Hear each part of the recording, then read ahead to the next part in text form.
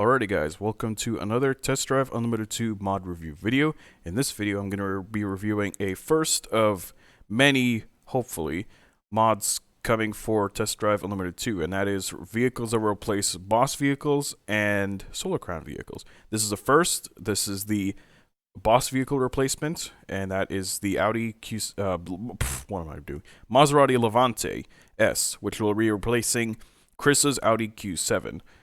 Now, the reason why I actually proposed this project is because, frankly, the boss vehicles are kind of boring, and I feel they should be just unique vehicles and just have them having liveries and, like, just being slightly different versions of the cars that are already in the game. That's kind of boring in my opinion, so I feel that they should be completely unique vehicles that you can't really obtain in the game, and yeah, that's pretty much it. That's all I have to say towards that.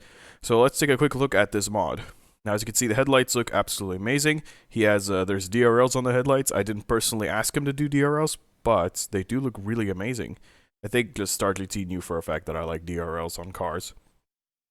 Or the fact that he just thought it looked subtle enough so that it doesn't look too weird. And I do agree, it does look really subtle. It looks really cool at the same time. There's a little bit of a glitch with the headlight, but that transferred over from Assetto Corsa. There's a little gap between the side marker lights and the actual headlight body itself, and you can also see the low beam in there, but I don't think there's anything you could really do about that. So yeah, lower fog light looks pretty good. Texture's a little weird, but that's okay. As you can see, this thing has its own rims. This thing actually has two rim options, and I'd like to say real quick that the Maserati Levante and Audi Q7 actually have very, very similar dimensions. They're very, very close to each other. Obviously, the Q7 is quite a bit longer, I think, than the Levante. And yeah, now I'll actually show you that the collisions of the model are actually pretty good. If you actually look from the front, the collision is pretty good. I don't know if that's accurate, but as you can see, my character is kind of going through the front bumper a little bit, but that's okay. Not too big of a deal. I don't think you'll notice that too much. And at the back, there's a fairly big collision box at the back, but again, the Audi Q7 is quite a bit longer than the Maserati Levante. So as you can see, the doors open up. I already showed you that. The windows roll down. Look really good. And moving back to the rear, as you can see, the taillights look absolutely amazing. Very nicely modeled. There was a bug in Assetto Corsa where you could see through around the edges of the taillights between the body and the taillight itself, but StarGT fixed that, and you could also see through the middle right there, and that looks like it's fixed as well by StarGT. As you can see, it has a custom plate. I don't know why it says it's for version 1.9 of AutoPack. I think that's just a random number he put in there. But yeah, I kind of feel that this should be like a final update for AutoPack. Just having these boss vehicles replaced with brand new vehicles. And obviously this is what this car is for. This car actually has a very interesting thing with the plate. I'll show you that a little bit later in one of the races. Putting up the doors, there's actually a missing texture in the center dash. I actually told him about this when I was testing the model for him. Yeah, but he kind of missed that. But that's okay, I guess. I think he'll fix that a little bit later. Yeah, let's get into the car now. I'll show you all the amazing details. Gauges work pretty well. I don't know why it's stuck at 5,000 there, but whatever. But yeah, as you can see, the interior looks really nice, minus the little center dash thing that's a little messed up. Yeah, overall looks really, really nice. This is actually the different camera from the Audi Q7. You could use the Audi Q7 camera, but it's really, really high up.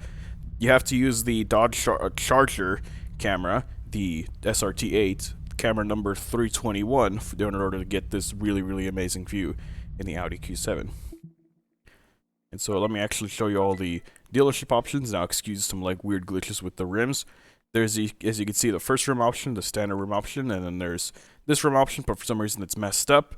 It's the rim is actually much bigger. It's like a 21-inch, but that's probably because this one's 21 inches. But yeah, this is a little bit messed up, but I don't think it will be messed up in the when it finally gets implemented into the game as a replacement boss vehicle. As you can see, paint colors all work. We just select this blue, and there are two interior color options, which are based on the, I believe, the original Audi Q7 interior color options as well.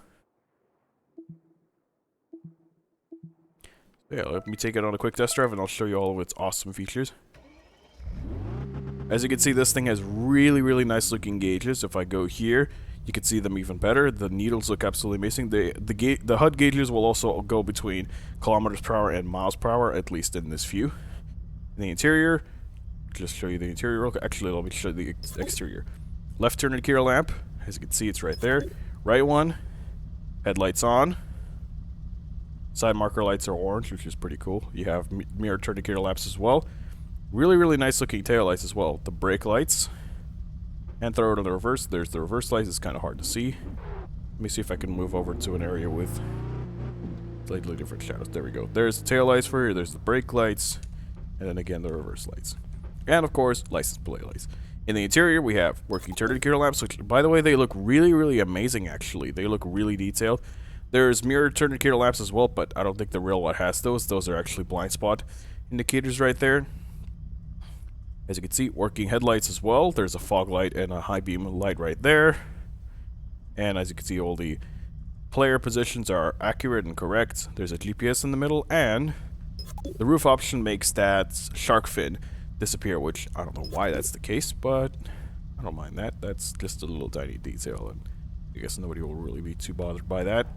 But yeah, overall, this is a great mod. I really like this mod. Great job, StarGT. Hopefully, more people will start ordering mods for my whole entire pack idea. I mean, you don't have to order mods, but it'll definitely help towards contributing to actually make my pack actually become real, and a real idea. But basically, this is actually my personal Maserati Levante mod that I set up. I calibrated the gauges and everything, and I'm just testing all the physics and everything. And in the future, I will be doing a video showcasing this tune and testing it up against all the other B3 cars to see how overpowered it is. Backfires are realistic as well on this car as well. Well, yeah, that's pretty much it. I'll actually cut off here in a second and I'll show you guys the other really cool feature of this mod, and I'll be driving this thing in a second. Hold on. I smell heated tires on the asphalt. What asphalt test? What are you smoking? Eliminator So as you can see challenge. with the AI cars, there's actually a different license plate from what the player has, because the AI cars use the medium quality model and the players have the high quality model rendered. So yeah, let me stop right here and I'll slow down. I need to catch up to Chris apparently. Well, I could actually look at any of the AIs, but I prefer looking at Chris because he's got the livery, and that's what the mod is for. But basically, as soon as I catch up to Chris, which I don't know if I will. So as you can see, on the back of his car it says Chris for his car, because he's using the medium quality model. And that's what I requested StarGT to do. I thought it'd be a really nice little detail to see the AI with something like that. It would, and indeed it does look pretty cool actually. And I'm being dumb, but yeah, I think let's quit out of this race because I don't actually need to do anything else on that race. But yeah, that's pretty much it for this video. Hope you guys enjoyed the video, and yeah, hope to see this the pack basically come to life. I'm gonna be ordering the majority of the 3D models for this whole entire pack idea of replacing the boss vehicles and the Solar Crown vehicles, but we could also use some help from you guys as well. That could, well, not we, I mean StarGT could definitely use some help from you guys, because I would really like to see this pack actually become a reality. It would definitely add a new replayability aspect to Test Drive Unlimited 2, because frankly, having the boss vehicles drive special vehicles that you can't really obtain, I think that's pretty cool. And same thing with like the Solar Crown stuff as well. So yeah, hopefully we'll see some of you guys. Hopefully StarGT will see some donations from you guys to get some more vehicles. Keep in mind that certain vehicles will actually have to comply with the classes that the original vehicle has. Otherwise, there'll be conflicts. Not so sure about the Solar Crown vehicles, but I'd rather have them stay in the same class just for the sake of preventing the game from having a conflict or whatever. But yeah, I think that's basically it. I'll catch you guys in the next video. Bye.